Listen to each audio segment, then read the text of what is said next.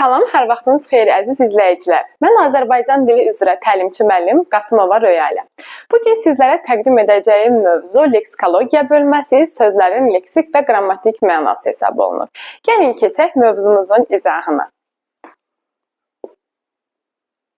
Leksikologiya, sözlərin leksik və qrammatik mənası. Gəlin görək leksikologiya nədir? Leksikologiya dilin lüğət tərkibini, leksikasını öyrənən dilçilik bölməsi hesab olunur. Dilimizdə bütün sözlər iki mənaya malikdir. 1. Leksik məna. 2. Qrammatik məna.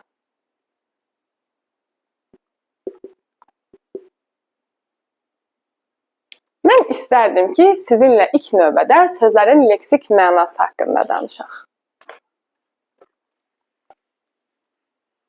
Nədir sözün leksik mənası? Sözlərin birbaşa ifadə etdiyi məna sözün leksik mənası adlanır. Məsələn, mən deyirəm ki, şimşək. Şimşək dedikdə ilk növbədə mənim ağlımda göydə işıq saçıb parlayan bir təbiət hadisəsi canlanır. Bu, şimşək sözünün leksik mənası oldu. Gəlin görək, dilimizdə bütün sözlərin leksik mənası varmı? Əlbəttə ki, xeyr. Dilimizdə heç də bütün sözlərin leksik mənası yoxdur. Dilimizdə yalnız əsas nitq hissələrinin leksik mənası var. Əsas nitq hissələrinin leksik mənası var. Lakin köməkçi nitq hissələri, gəlin qeyd edək.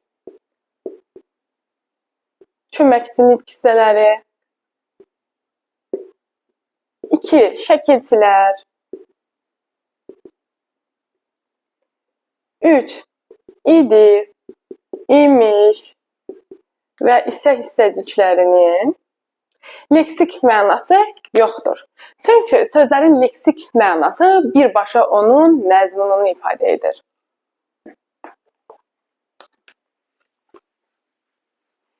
Dilimizdə sözlərin leksik mənası öz əksini izahlı lüğətlərdə tapır. Gəlin baxaq görək sözlərin leksik mənasını izah eləməyin hansı yolları var. Sözlərin leksik mənasını 4 yolla izah etmək mümkündür. Gəlin onları qeyd edək. 1. Sözə yaxın mənalı söz tapmaqla, yəni sözün sinonimini tapmaqla. Sözün sinonimini tapmaqla. Məsələn, sevinmək, şadlanmaq. Qəşəng, gözəl, uca, hündür və s. İkincisi, əşyanın, hərəkətin əlamətlərini izah etməklə. Əşyanın, hərəkətin əlamətlərini izah etməklə. Məsələn, buraya yazıram qarpız. Qarpız iri, sərt qabıqlı, içərisi qıpqırmızı olan meyvə. Baxın, iri, sərt qabıqlı, içərisi qırmızı olan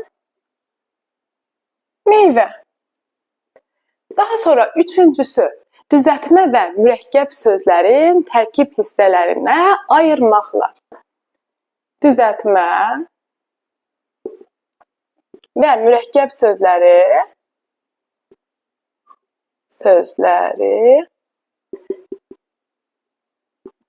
tərkib hissəsinə ayırmaqla. Məsələn, gəlin ayaqqabı sözünü götürək. Ayaqqabı. Bilirik ki, ayaqqabı sözü mürəkkəb sözdür. İki sözün birləşməsindən yaranmışdır. Ayaq və qabı. sözlərinin birləşməsindən yaranıb və mənası ayağı qoruyan vasitə deməkdir. Keçdik nəhayət dördüncü və sonuncu şərtimizdə. Sözə əks mənalı söz tapmaqla, yəni sözün antonimini tapmaqla. Məsələn, gəlin əvvəlcə qeyd edək. Sözün antonimini tapmaqla.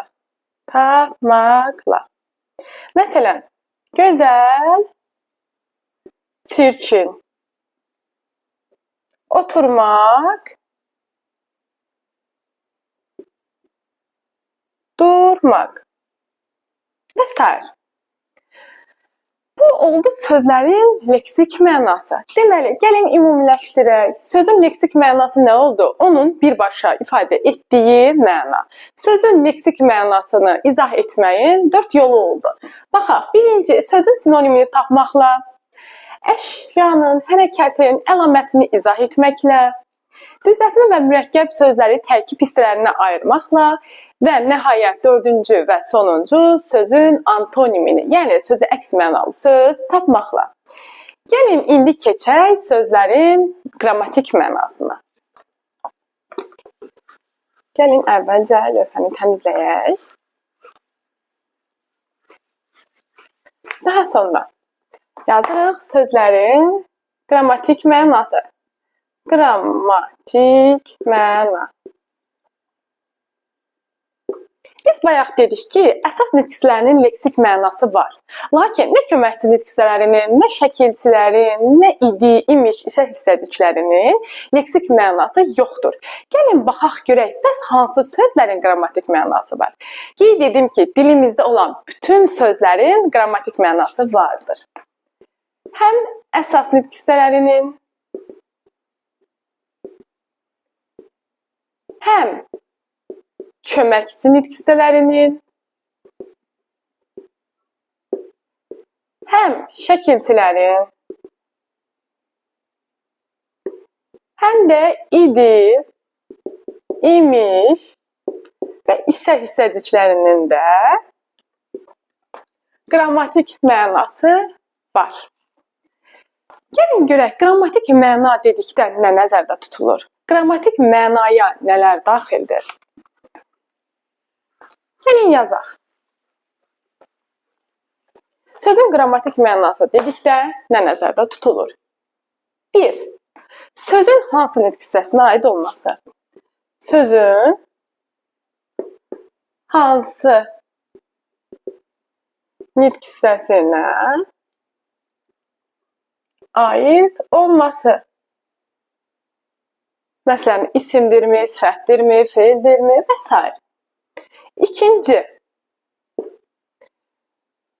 İkinci, sözün cümlədə hansı cümlə üzvü vəzifəsini yerinə yetirməsi. Yəni, sözün hansı cümlə üzvü